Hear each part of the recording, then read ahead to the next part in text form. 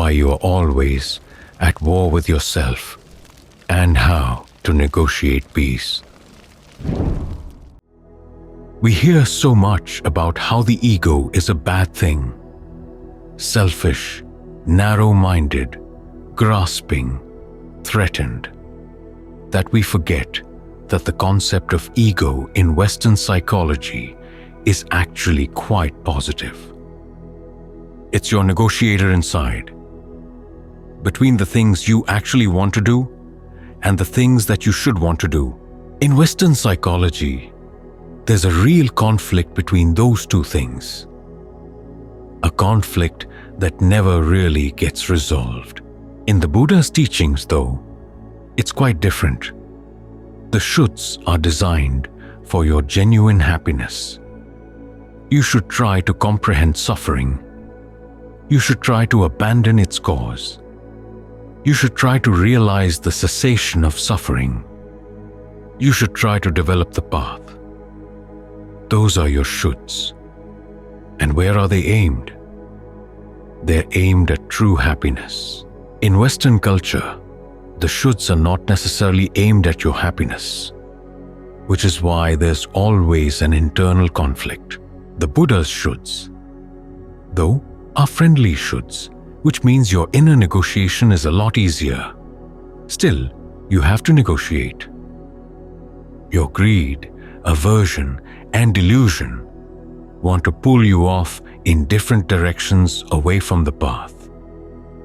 So you need a healthy set of ego functions. In other words, internal skills for negotiating, so that you can get everybody on the same page. After all, every voice in your mind wants happiness. It's just that they have very different notions of what that's going to be and how it's going to be found. Healthy ego functions are those that enable you to educate everybody inside until they realize that the Buddha was right. True happiness is found through training yourself in virtue, concentration, and discernment. It's something you can do. This is probably one of the most important parts of the Buddha's teachings. His emphasis on what human beings can do for themselves. You look at the other teachings of his time. So many of them said, well, there's only so much you can do. In many cases, they even said, there's nothing you can do at all. Some said that action is unreal. Some said that action is real, but it's motivated by forces that are outside of you. So, you're totally not in control. As for ideas of right and wrong, some of them said that they're pure social constructs. There are no shoulds at all in nature. That's what they would say. But as the Buddha would say, all these teachings leave you unprotected because you have to create your own protection through trusting in your power to choose what is right, to choose what is skillful, and to follow through with your skillful choices so that you aren't overpowered by your unskillful notions. So the important part of this negotiator inside, this healthy ego function inside, is that you be confident that, yes, the battles are real, but they can be won. None of us are so original that we can come up with a defilement that nobody's ever had before, that nobody's ever solved before. So, we should approach the whole negotiation here with good humor. In fact, humor is one of the healthy ego functions that Western psychology points out, and it's there in the Buddha's teachings. The Buddha doesn't talk about it much, but he displays it. There's the humor in the origin stories for the rules in the Vinaya, and there's humor in some of the suttas, and the tradition has been passed down. Ajahns of the forest tradition, even the really fierce, serious ones like Ajahn Mahabhuva and Ajahn Mun, had very sharp senses of humor. Ajahn Mahabova apparently once gave a Dhamma talk on people's addictions to lottery that had his preceptor laughing so hard he couldn't stop. Ajahn Mun liked to play with words, with a point, and he had a good sense of humor about his defilements, which is what humor is for. It's useful when you see your defilements to be able to laugh at them, not in a nasty way, but just in a good-humored, this is the way human nature is kind of way. It's always good to have that attitude at the back of your mind. When you're confident that this battle can be won, then you can approach the whole thing in good humor. But there are other functions, other skills you're going to need as well. The first one in Western psychology is called anticipation. In Buddhism, it's called heedfulness. You realize that your actions now are going to have consequences down the line. So you want to make sure that you can anticipate what the consequences of your actions will be and aim at actions that will give good long-term results. It's based on this that you develop a quality called compunction, along with appropriate attention. As the Buddha said, heedfulness is the root of all skillfulness. Compunction means that you really do care about the consequences of your actions. You're not apathetic, you're not defeatist, you realize that you can make a choice, and you can make the choice as well. You simply don't want to cause any more suffering. You realize that you've suffered enough as it is. So why add more pain onto the pile? Appropriate attention is a matter of looking at your actions, not in terms of whether you like them or not, but in terms of where they're going to lead you. You look at your thoughts, you look at your words, you look at your deeds, in terms of their long-term consequences. This is the voice of the negotiator inside, pointing out that if you really want to be happy, you need to take your actions seriously, not in a grim way, but simply seeing their importance, that you really do want to have long-term happiness. You've had enough of short-term happiness that turns into something else. So whatever you can do to induce the quality of heedfulness is one of your really important skills as a negotiator. The second skill is altruism, realizing that your happiness, if it depends on other people's misery, is not going to last. So, you have to take their happiness into consideration. Not that you have to please them all the time. Again, the Buddha's idea of acting in a beneficial way for other people comes down to getting them to observe the precepts, getting them to overcome their greed, aversion, and delusion. You have to think about their happiness as well as yours. There's that scene in the canon. King Pasenadi is one-on-one with his queen Malika, and in a tender moment, he turns to her and asks her, "Is there anyone you love more than yourself?" You know what he's thinking. He wants her to say, "Yes, Your Majesty, I love you more than myself." If this were a Hollywood movie, that's what she would say. But it's not. This is the Pali Canon, where there's no room for foolishness. She says, "No, there's nobody I love more than myself." "And how about you? Anybody you love more than yourself? More than..." The king has to admit that no, there's nobody he loves more than himself. That's the end of that scene. So the king leaves the palace, goes down to see Buddha, tells him of the conversation, and the Buddha says, "You know, she's right. You can search the whole world over and not find anybody you love more than yourself. And in the same way, everybody else loves themselves just as fiercely." The conclusion he draws is not that it's a dog-eat-dog world. He says that when you realize this, you should never harm anyone or get them to do any harm. In other words, think about their well-being. Take their well-being into consideration as you look for your own. So again, we have a skillful quality, compassion, that's rooted in heedfulness.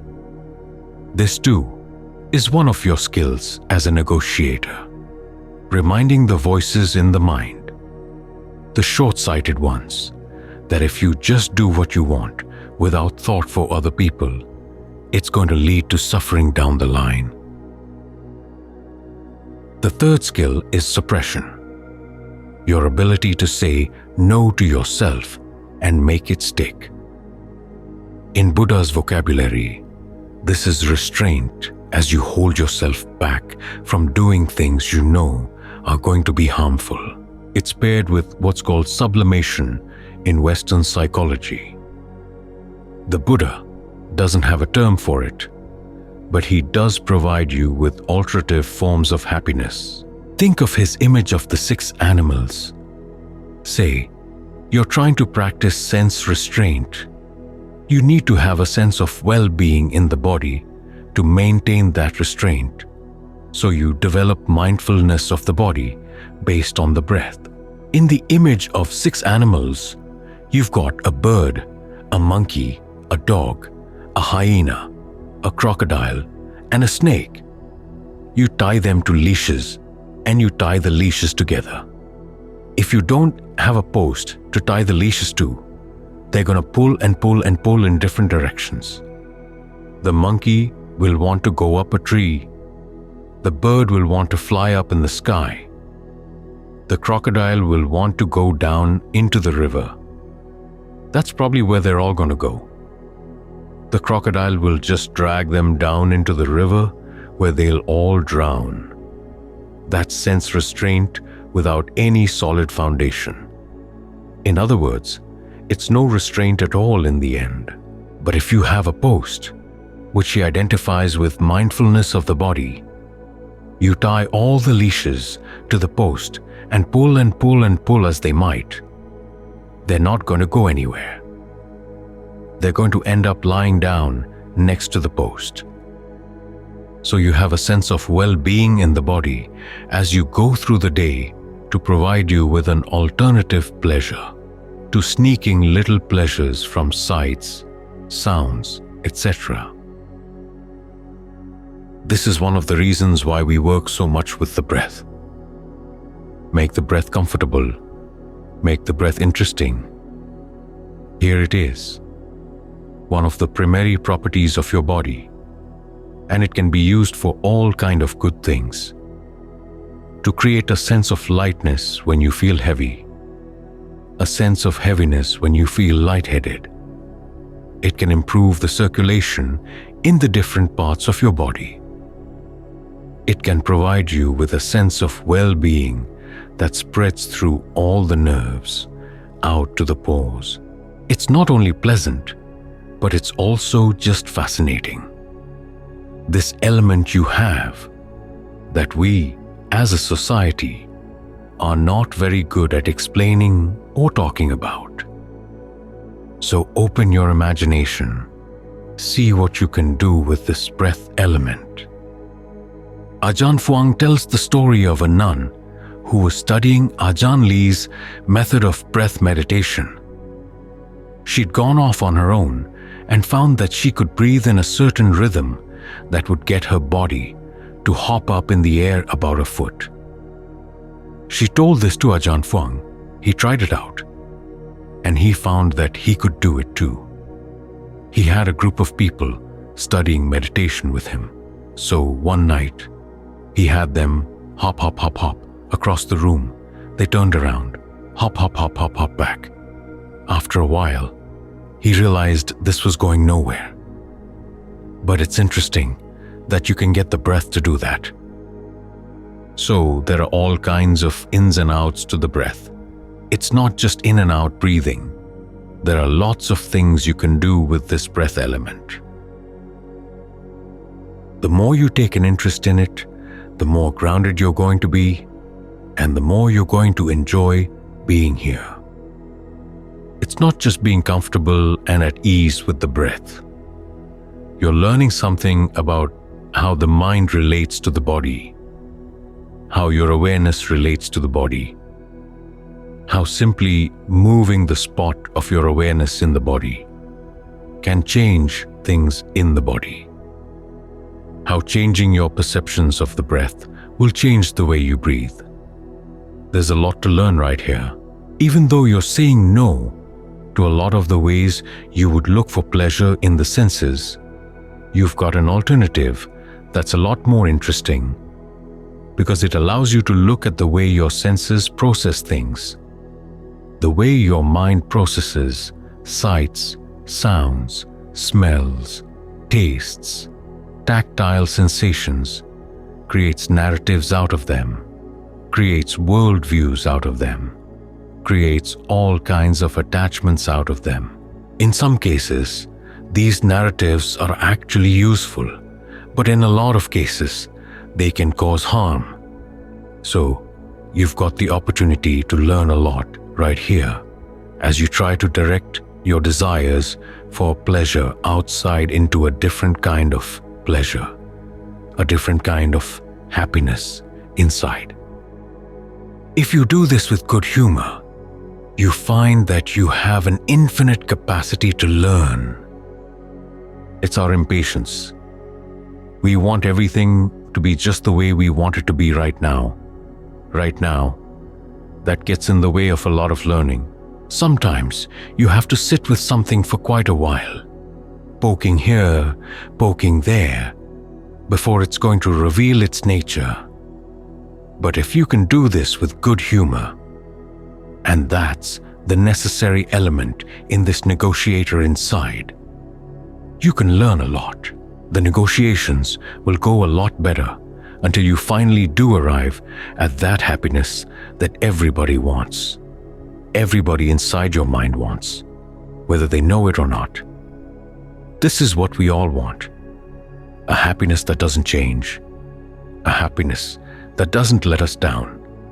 It can be found through our own efforts, following a path that, as the Buddha said, is admirable in the beginning, admirable in the middle, admirable in the end. It's good all around.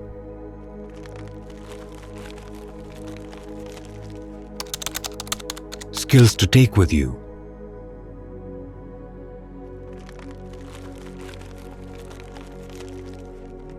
When we come out to the monastery like this, we come to a place cut off from human society. Not totally cut off, because there are other human beings here, but it's a different kind of society. A society where the bottom line is the practice, the growth of the mind, the growth of the heart, the development of mindfulness, concentration and discernment. That's not the bottom line in the world at large, but it is the bottom line here, because the mind needs this kind of environment to develop its best qualities. When we live in the world, we tend to pick up the values of the world. And what do those values say? They say it doesn't matter what you do, as long as you succeed, as long as you get ahead, as long as you get money. That's the important thing. People try to dress these values up to sound a little better than that. But that's basically what they come down to. And when you live with people who hold to these values, and you don't have a good solid basis within yourself to withstand that kind of thinking, you've got to give in. You tend to follow along with them, whether you like it or not. But the Buddha teaches us that true happiness isn't found that way. He says that true happiness comes from developing good qualities in the mind. It has nothing to do with money, nothing to do with status, nothing to do with the opinions of other people. It's something totally inner, and it has to come from inner goodness. This is revolutionary, because the world tells you if you want to get ahead, you have to develop all sorts of qualities you can't really be proud of. The qualities you need to stab people in the back, make a quick buck, take advantage of other people's weaknesses, But the Buddha says that true happiness requires you to develop things like persistence, perseverance, endurance, integrity, mindfulness, kindness, reliability. These are things you can be proud to develop. There's a dignity to the practice that you don't find in the world outside. But if you're living in a worldly environment, what the Buddha says sounds like a dream. Lots of nice ideas, but not all that realistic. That's why you need places like this, where the values that the Buddha teaches are realistic. It's what life here at the monastery is all about. So being here gives the mind a chance to develop these qualities and to see that they really do lead to happiness. They really are important, much more so than the things the world holds to be important. This is why physical seclusion is so essential. You get in touch with yourself out here. You get in touch with what's really important in your life. The issues of birth, aging, illness, and death become very large out here. In the world, the ordinary world, these issues get shunted aside. People don't have time for them. And so, when aging, illness, and death do hit, it's like a big surprise. The mind isn't prepared.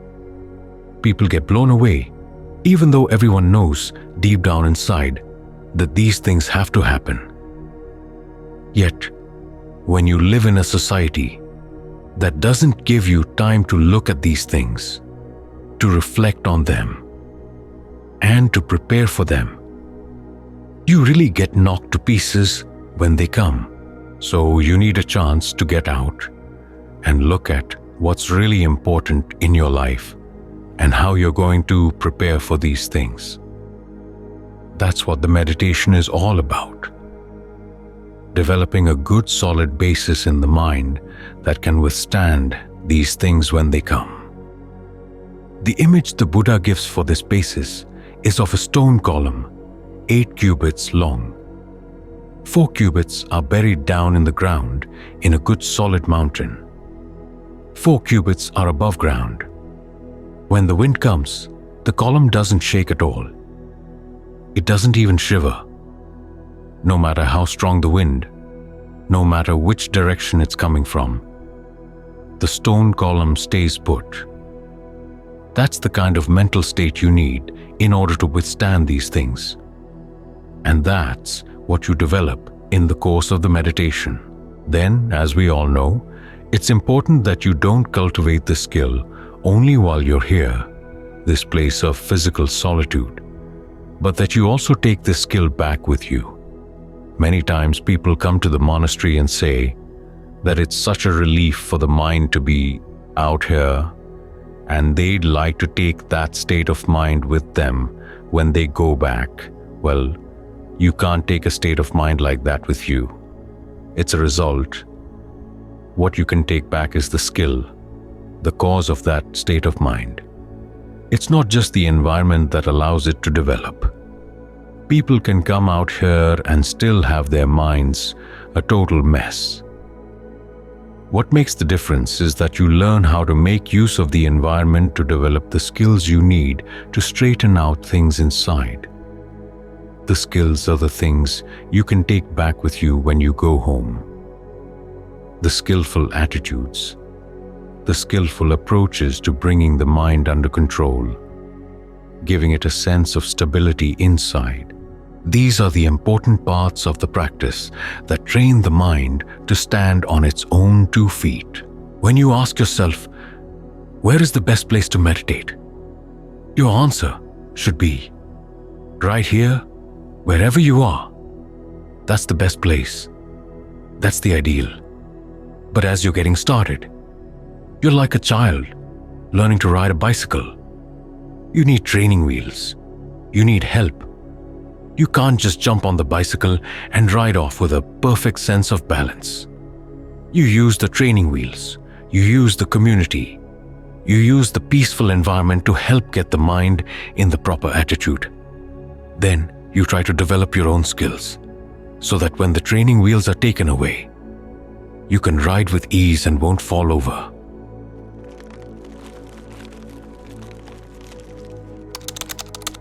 What are some of these skills?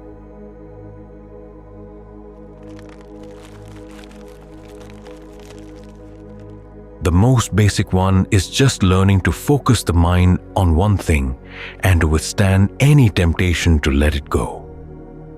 This is an important skill you need whatever your work is. If you can concentrate on your work and don't let the distractions get in your way, work gets done and it gets done properly. It's a solid piece of work and not just little bits and pieces that happen to be thrown together. Because there's a continuity. And when you learn how to focus on one thing like this, when you focus in on the breath, it changes your attitude toward the other thoughts that come into the mind. If the mind doesn't have a particular focus, it can wander around from thought to thought, not really noticing what it's doing and not having a sense of direction. It gets lost going in the wrong direction, because every direction is just the direction where it's flowing. But when you give it something to hold on to, you have a sense of direction.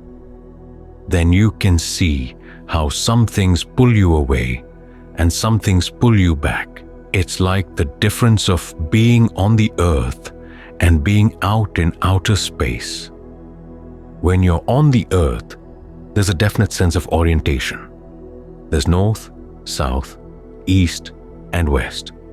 You've got the earth as your reference point.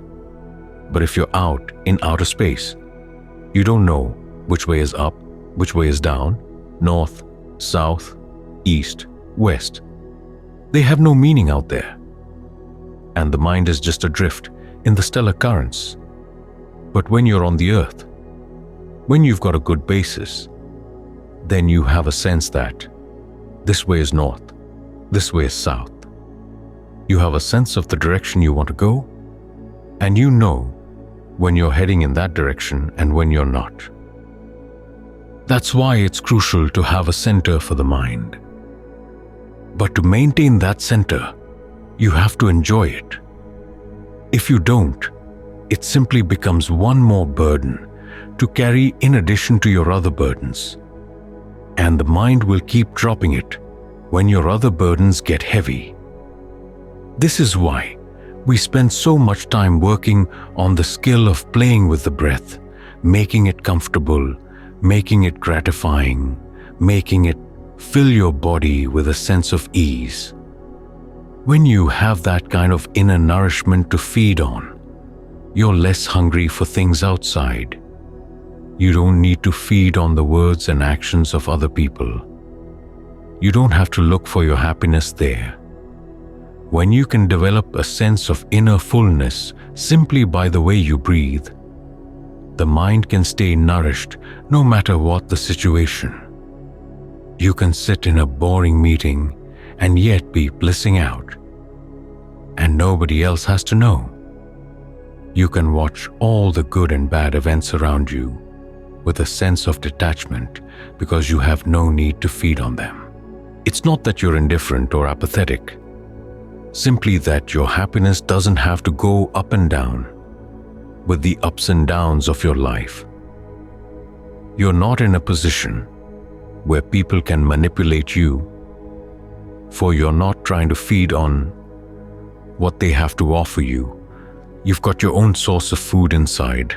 At the same time, when you have an inner center like this to hold on to, you develop a sense of dissociation from the thoughts that arise within the mind.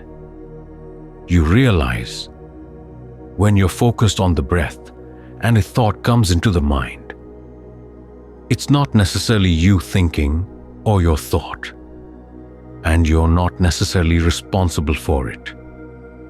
You don't have to follow it and check it out or straighten it out. If it comes in half-formed, just let it go away. Half-formed, you don't have to be responsible for it.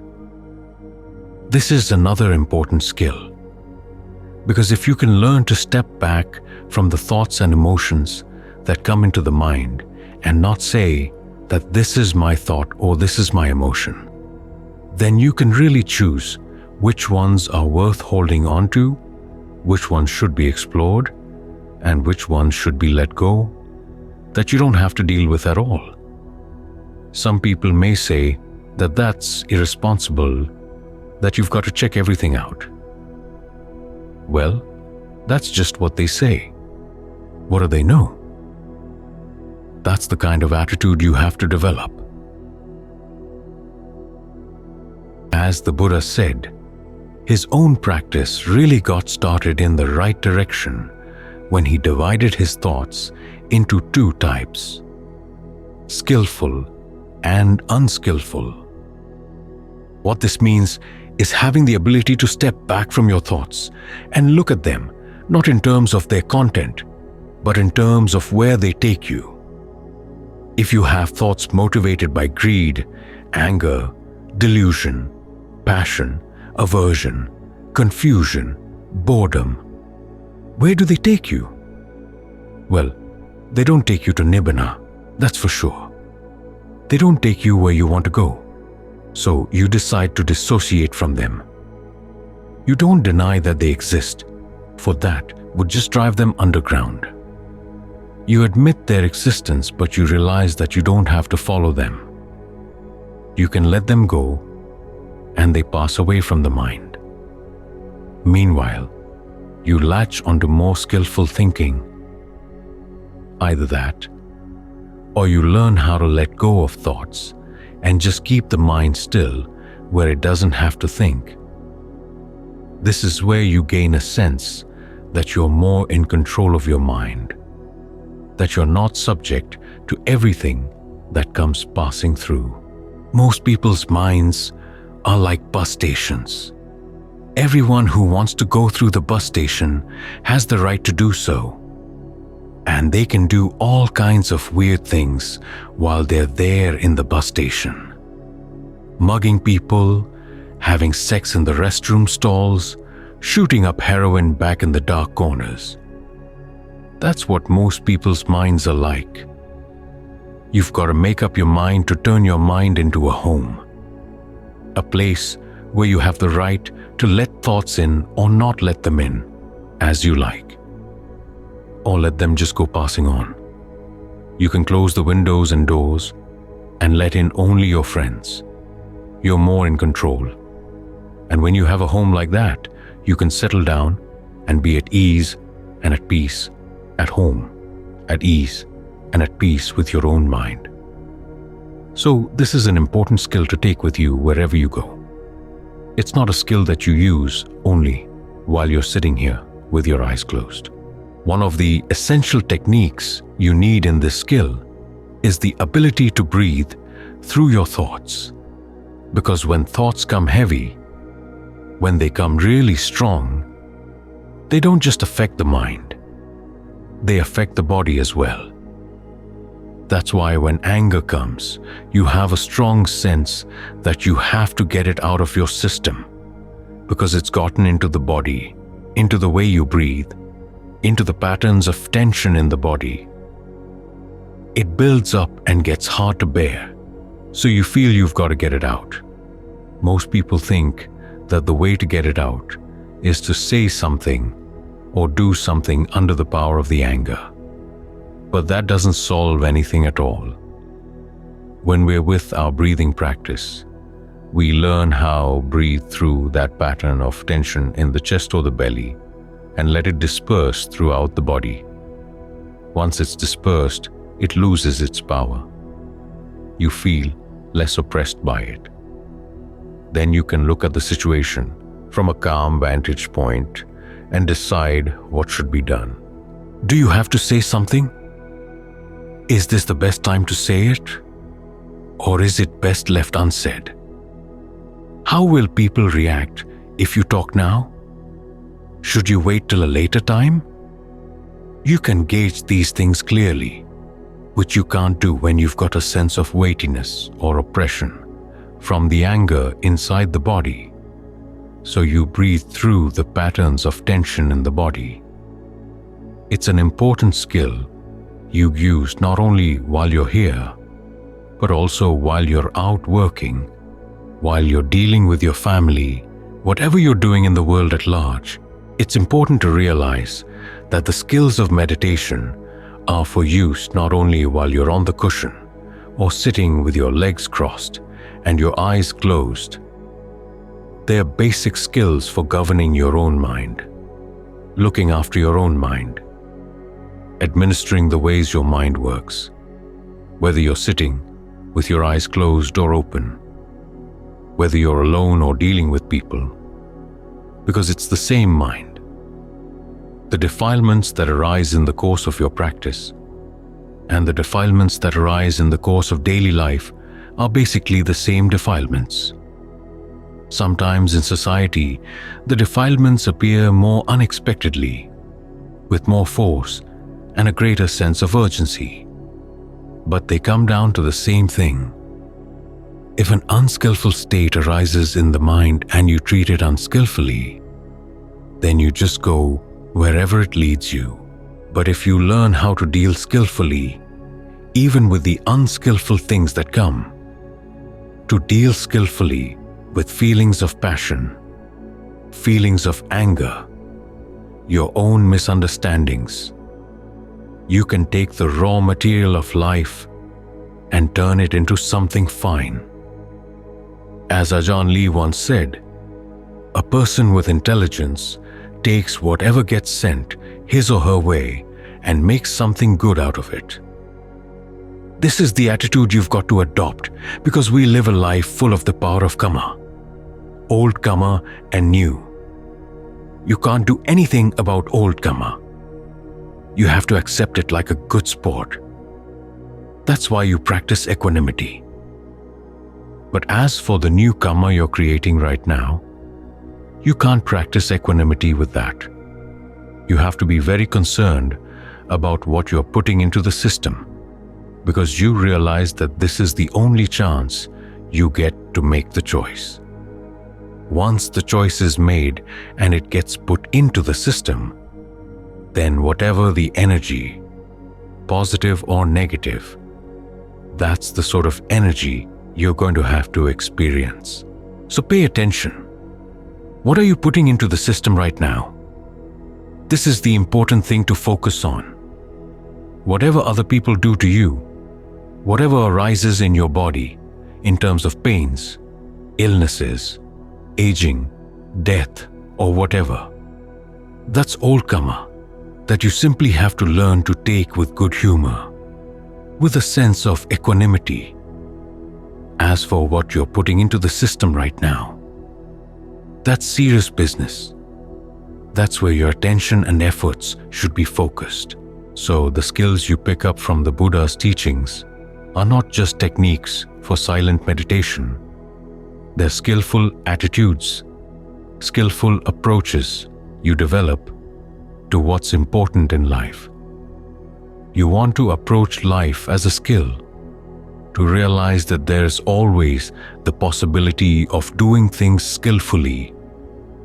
You may not have perfected it, but you don't beat yourself for not having the perfect response to every situation.